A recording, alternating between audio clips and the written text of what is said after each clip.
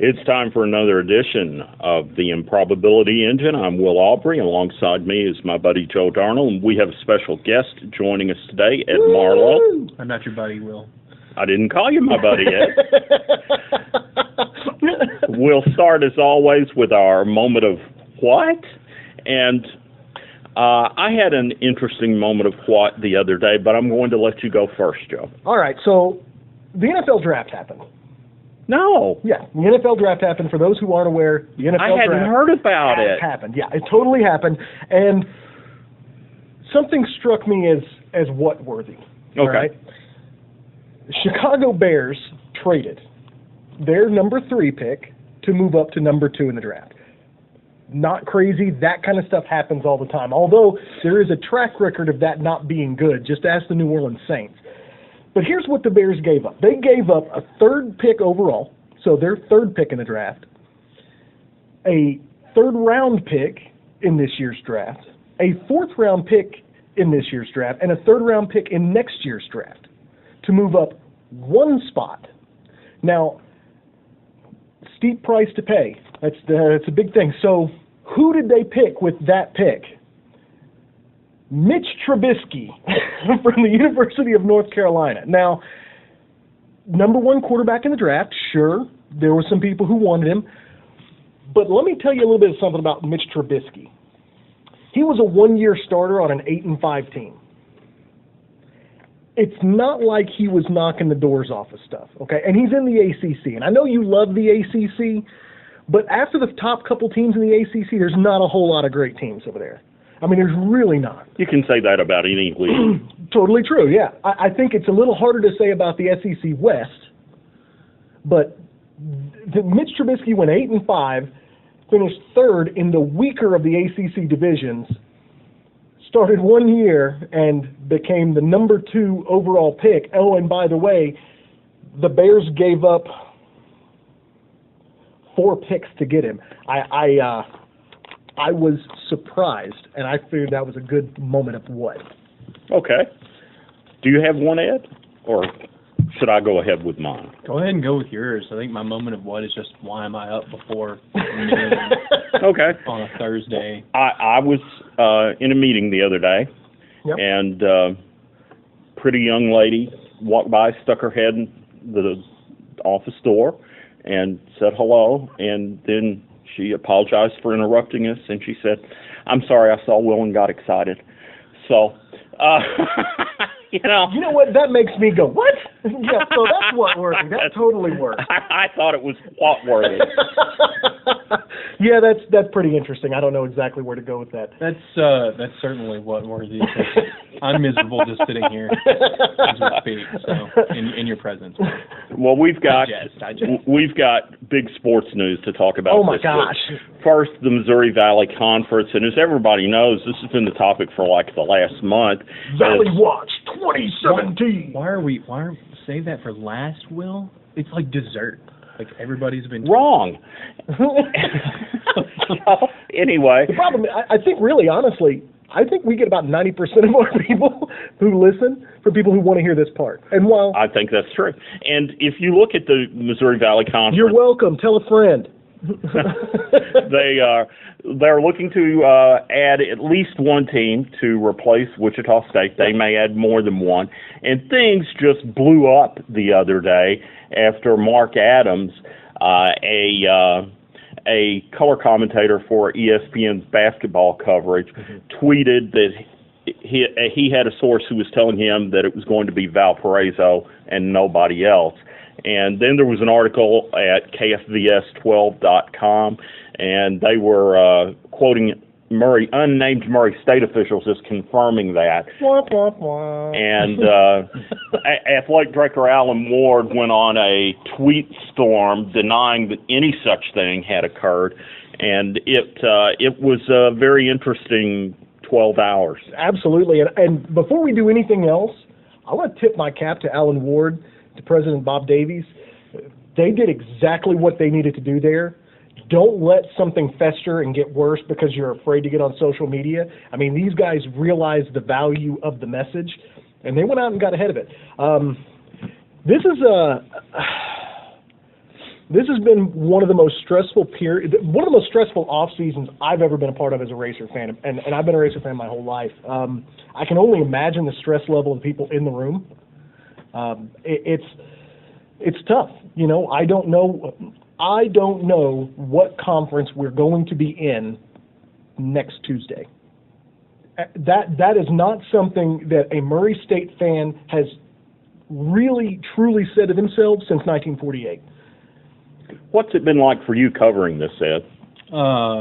Stressful is a pretty solid word for it. I think for me, there's a way to consistently report on this kind of thing without consistently writing something about it.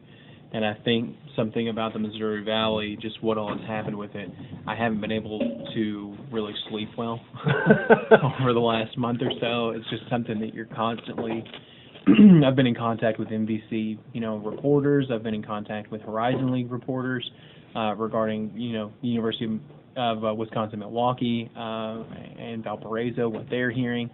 And so while a lot of my time has been spent more, maybe not behind the scenes isn't really the correct word for it, maybe subversive is a better way for it. I've spent a lot of time doing just legwork, talking about the underlyings of what a move like this would mean. I've only been able to report on the things that are facts. Okay, as a Murray State fan, are you excited about it?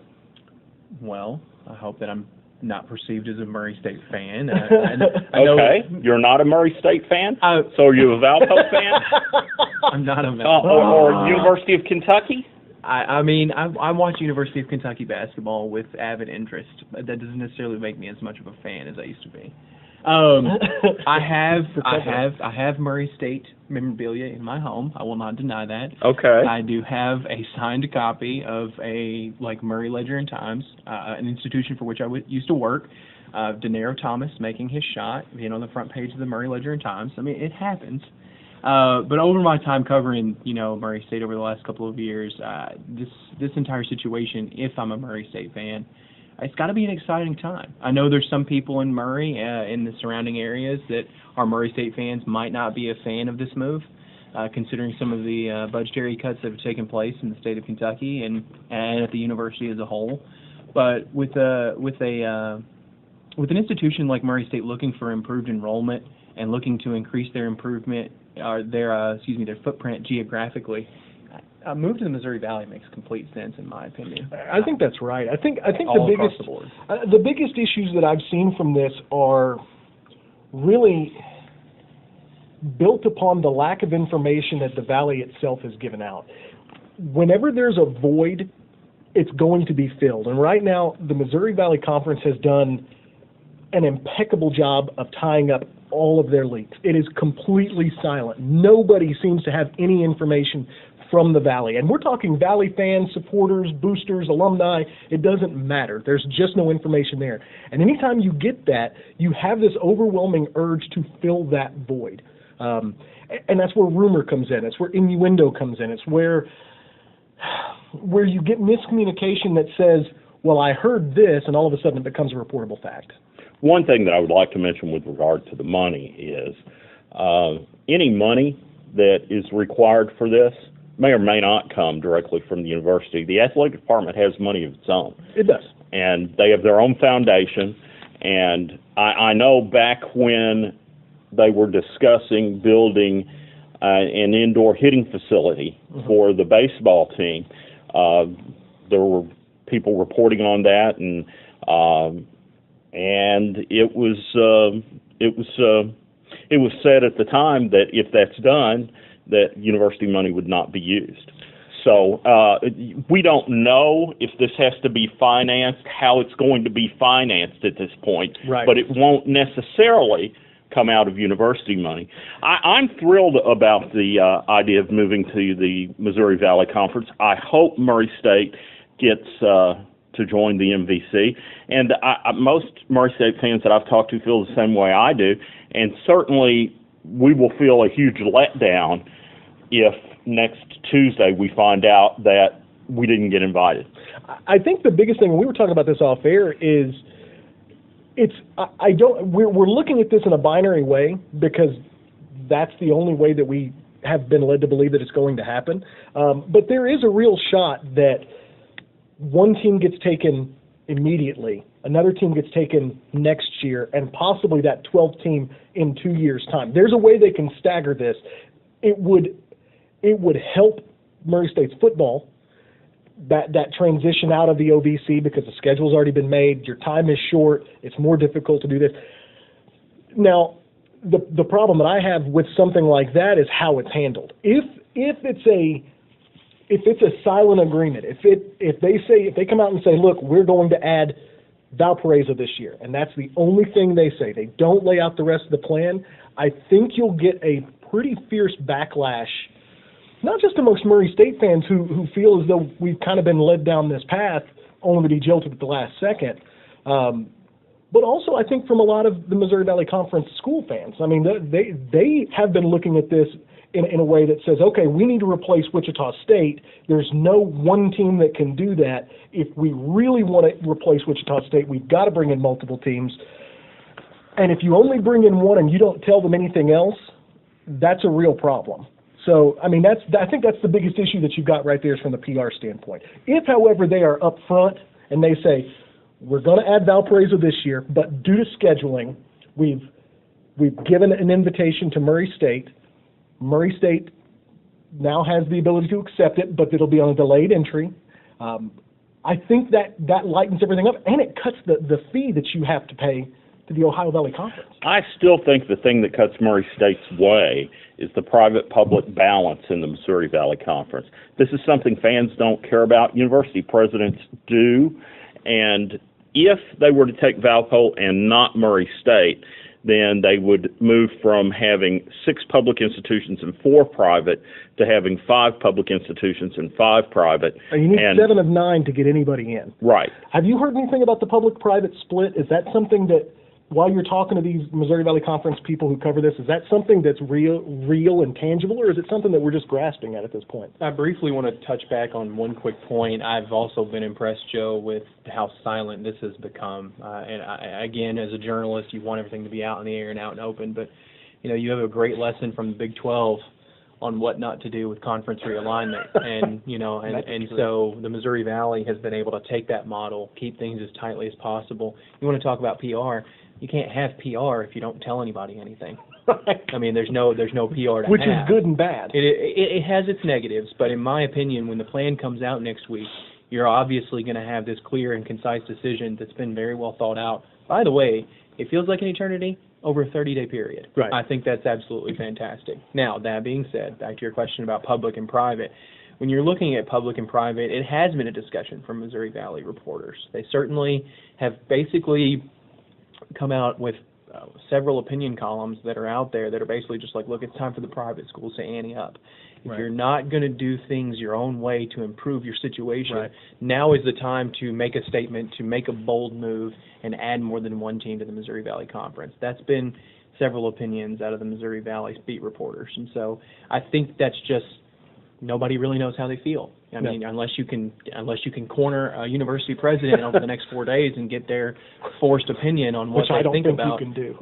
Which there are laws against most of that. Yeah, which you can't muscle opinions out of people anymore.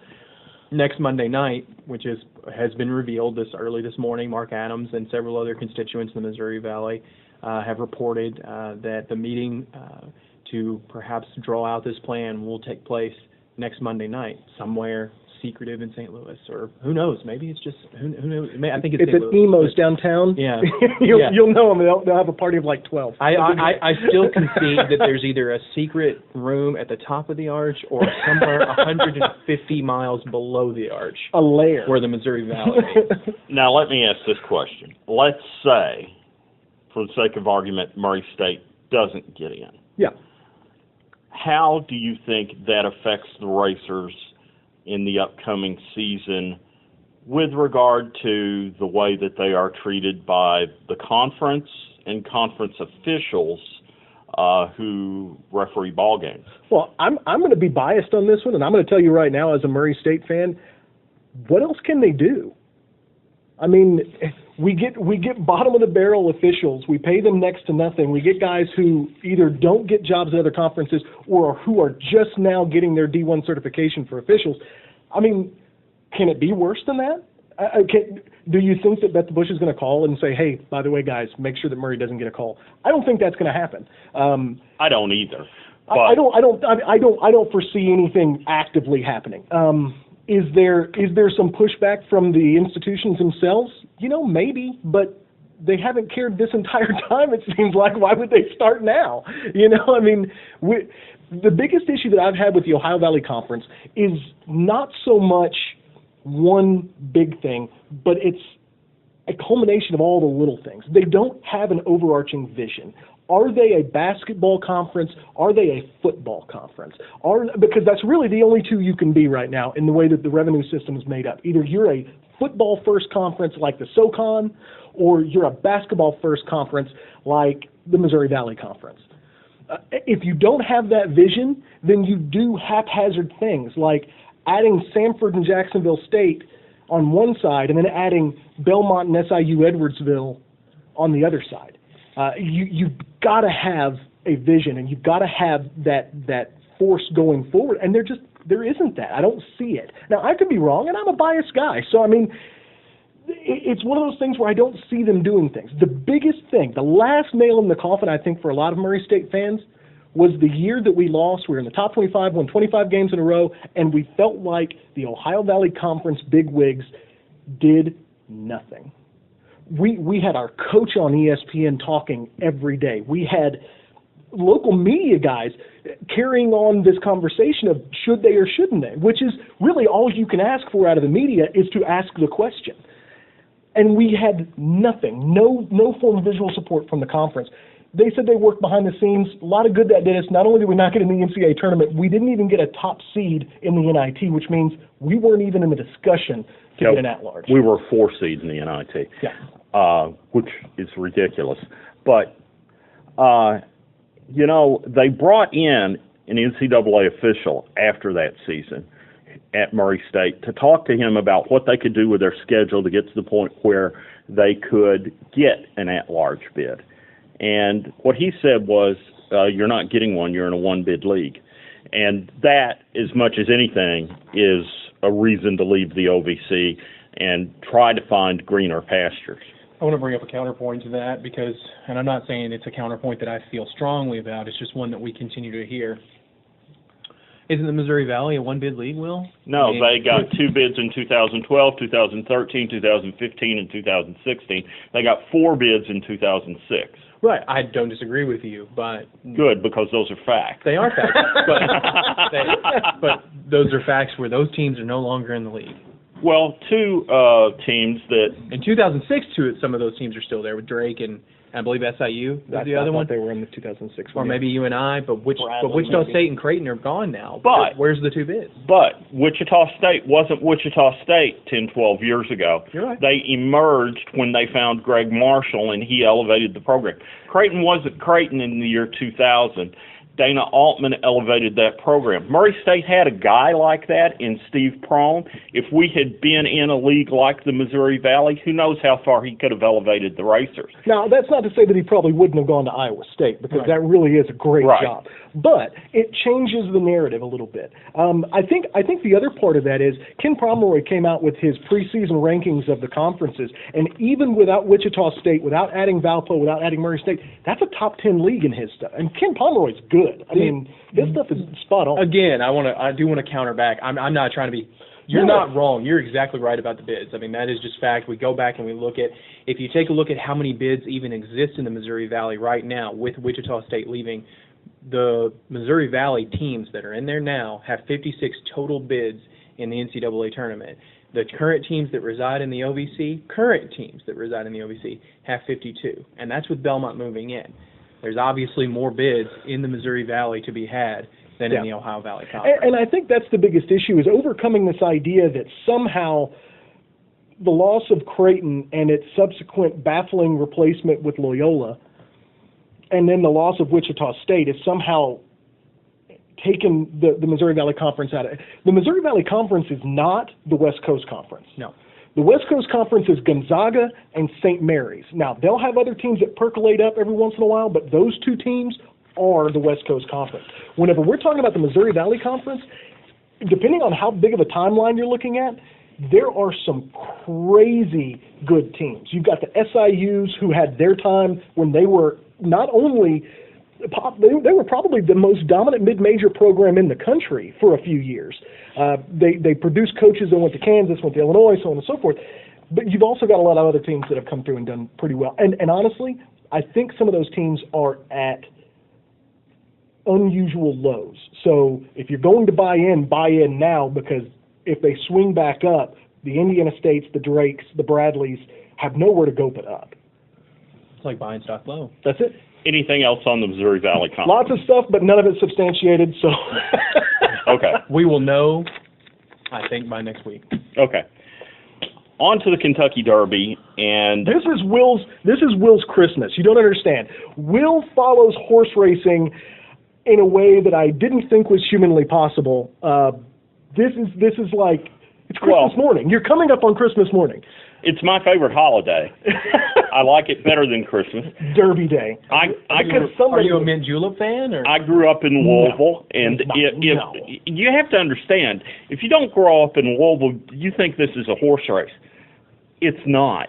It is a huge week and a half to 2 week long festival. Breaking is news, what it is. Derby, not a horse race. and I remember when I was a freshman in college at Ripon College in Wisconsin, and there was this girl, I was talking to her, I told her Derby Day was my favorite holiday, and she said, they have that there too? And I was like, that's the only place. She was talking about Sigma Chi, the fraternity, had a Derby Day where the guys wore derbies. But that's what she was talking about. Not the same. Not the same thing. Anyway, the favorite for the Kentucky Derby is Classic Empire. Bogus favorite. Don't bet on him. It's a mistake. Yes, he did win the Arkansas Derby, ran a respectable time of 1:48 4/5. I can't do that. However, I could have a car. He only won by half a length, and the previous race he was third, beaten over 8 lengths. If you bet on that horse, it's like saying, "Please, I want to lose my money. Please just take it." The horse that I predict will win is a hot take here. Always Dreaming. 147 2/5 in a mile and an eighth in the Florida Derby, which he won by 5 lengths. He won his previous race by 4 lengths. The race before that, he won by 11 lengths. Yeah, but how many legs does it have? Here's the thing. For people who don't follow horse racing, a lot of that was right over their head. And I'm here to tell you, I don't understand. 11 lengths of what? 11 horse lengths. But all horses aren't the same length. And why do they measure horses in hands? That doesn't make any sense. My hands are different than somebody else's. Why wouldn't they just measure it in feet? Technically, feet is pretty Father, good, right? forgive him, for he knows not what he says. Technically, what is the average span of a hand? Is that a unit of measurement that I'm not aware of? It actually is. Do you have any comments on the Derby that make any sense? Okay. My pick is probably going to be McCracken. It's won 3 juvenile starts at Churchill Downs. It's going to be an interesting situation. Running at Churchill is different than running at any other place. I believe that to be true. I think the crowd, the noise, that's different than running the Arkansas Derby or a claims race in Tennessee. It's a completely different setup. Having some comfort with the track, I think, has some value. I think that's why Classic Empire is the favorite. He won the maiden special weight race at Churchill in sloppy conditions in 2016. So you're looking at it. It's probably going to be sloppy. It's going to be a mud bath. It's going to be a pretty loose track. If he's a mutter, and his mother was a mutter. Yeah. Mutter for mutter. I mean, you got to look at Classic Empire. But I'd pick. There it is. Fine. There it was. Mutter. I'd pick McCracken as my favorite. What are your thoughts?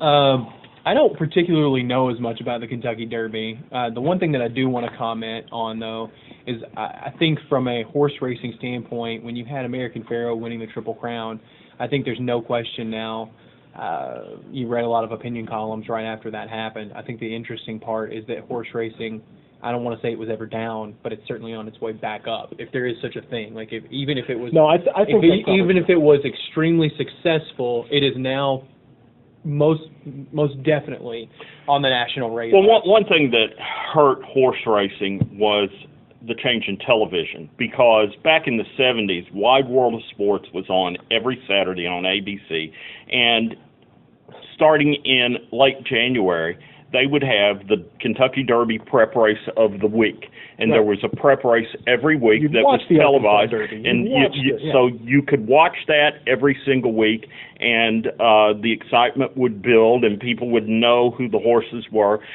Wide World of Sports is gone, and there's nothing that we've gotten that really replaces it. And so you have to be a little more diligent to find out about the horses now than you used to. Well, and I think you can draw some parallels even with boxing. I mean, when we talk about boxing, we've talked about UFC overtaking boxing. UFC's on television a lot. I mean, you can turn on 2 or 3 channels and watch undercard matches of every weight class. But I think boxing is going to see a resurgence. You've seen the heavyweight class in boxing start to come back up, and that's the premier division of all boxing. I mean, that's what you've got to have if you want to draw people in there. And if you've got interest in the Kentucky Derby, I think that helps all horse racing. I think if you've got interest in the heavyweights, that helps all boxing. So, I mean, it's a cyclical thing that people don't have as much time to spend on it, and so it needs to draw people in. It needs to be a naturally magnetic kind of a setup. About boxing, when I was a kid growing up in Louisville, there was a TV show, Tomorrow's Champions, and it showed kids boxing, okay? Like 12-year-old kids. I wanted to be on that show. And I was a huge, this was like 1963, 1964. Okay, all right. I was a huge Muhammad Ali fan, and I did a little boxing in the neighborhood. Gosh, I was a huge boxing fan back in those days. And I'm glad you were a big boxing fan. Of course, being from Louisville, it makes complete sense for you to be a fan of Muhammad Ali. Are you going to go to his, I believe there's a museum that's fixing to get, like, complete, I mean, I know there's a museum, but there's fixing to be, like, more additions to it, more donations. I'm thinking bigger. I haven't been yet. Better, I would like to go sometime.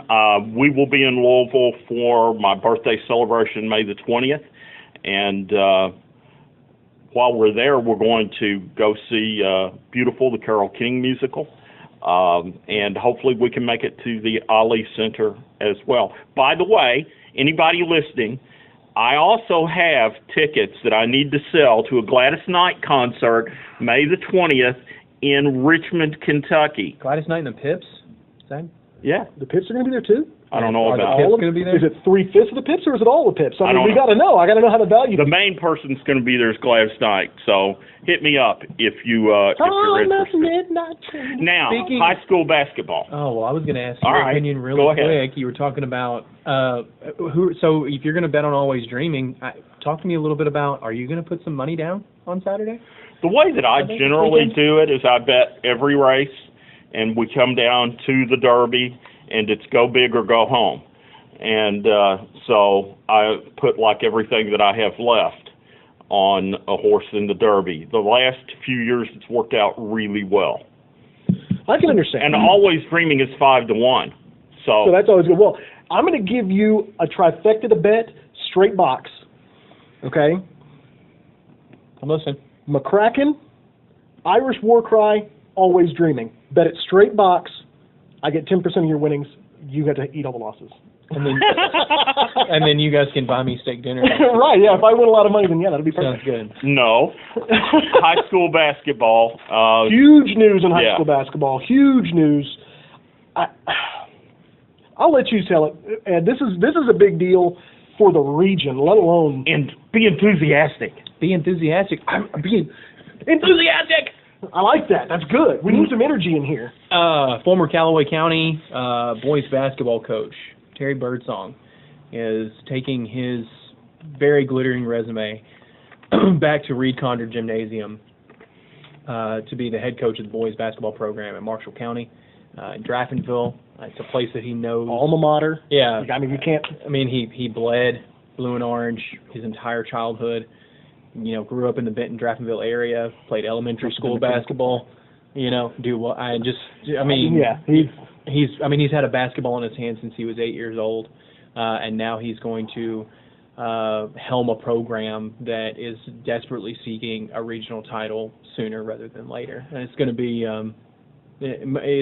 an exciting time in Marshall County. Terry's a great basketball coach, and he's a friend of mine.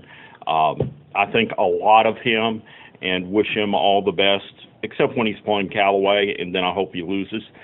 No. But you know, Marshall County, the attendance for basketball at Marshall County has fallen so dramatically over the last 15 years. You used to, when Callaway would play at Marshall County, you used to go in there and the place would be jam-packed full. And now you go in there and the Marshall side usually isn't even half full. And I don't know what's caused that, but just because I love high school sports, I would like to see it get back to the way that it used to be, and maybe Terry can energize that school and that community and get them back to where they used to be, just in terms of fan excitement. I think one of the points that we've already brought up about a lot of other different sports, because again, I'm not going to call out any particular coaching decisions or things that have made people not go to basketball games anymore. People have the reasons to do the things that they do. One of the things that has actually, in my opinion, caused a slight drop-off in several schools for attendance is just the emergence of social media. Guys like myself, Mike Stunson, you, Will, being on the radio, Joe, you guys, we're providing a lot of information, both publicly and privately, to a lot of fans. And so a lot of times, if people are sitting at home having dinner, all they have to do is check Twitter, and I'll tell them the halftime score. And if they feel like that's enough information for them, maybe they won't go to the game. I think that does hurt the engagement. I think what you're seeing is an overall, I think the engagement level is the same. The method of engagement has changed. And I think that's probably true. But, honestly, when I was a kid, the Marshall County games were always big with Callaway. I think there was good old-fashioned rivalry hate between Callaway and Marshall, and has been since I was a kid. I think there still is. People talk about Murray Callaway. I never really disliked the guys at Murray. I mean, I played baseball with them in the summer, and I knew them all, and went to church together. It wasn't a big deal. And the Callaway-Marshall rivalry was always a much bigger deal, to the point where, if we saw guys who went to Murray and they were playing Marshall, it was, hey man, beat Marshall. And I'm the same way we go the other direction. I think this might be something that re-engages that Marshall County fan base. I mean, they've got one of the best gymnasiums in the region. I think that the Eagles Nest and McCracken County are the three best sheer facilities that you can look at for basketball. Well, I don't agree, but okay. Well, I think from a story and hallowed nature, I think it's Burr and Boots Jeffrey Gymnasium. But I'm a biased person, and I'm willing to look at things besides, Marshall County has a great facility. It is. I'm not a big fan of the Graves County facility or of the McCracken County facility. If I listed my top three, not that it matters, but the ones in my top three would be the gym at Ballard. Mm-hmm. Carlisle is good too. The one at Ballard, the Green Palace, is just awesome. Marshall County and Jeffrey Gymnasium. But I love Carlisle. And the way things used to be for Marshall County, even their girls. Well, there were women who would show up an hour and a half before game time at Callaway from Marshall County so that there would be a crowd there for their girls when they arrived to applaud for them and cheer them on when they came in. So that's how dramatically things have changed. That doesn't happen anymore. The question then becomes, who does Callaway hire to replace Coach Birdsong?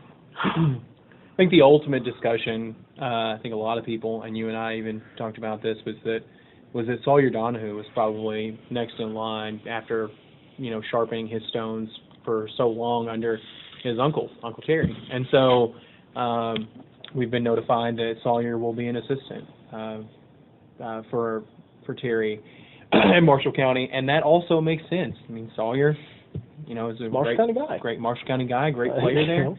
So all of a sudden, now you do have a void for a Callaway County boys basketball program that graduates some talent this year, but certainly wants to stay in the conversation in First Region basketball. You could look to Bruce Lane, who was the head coach before Terry Birdsong and after Terry Birdsong. Mm-hmm. He was the head coach between Terry's two tenures, and I think Bruce did a great job.